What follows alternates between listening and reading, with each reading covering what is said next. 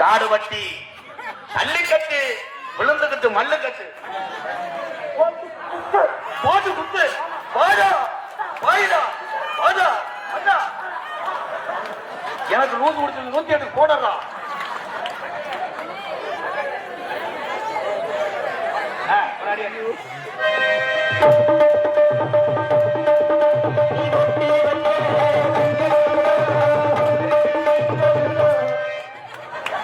எங்க பெரிய தம்மாங்க அப்படியா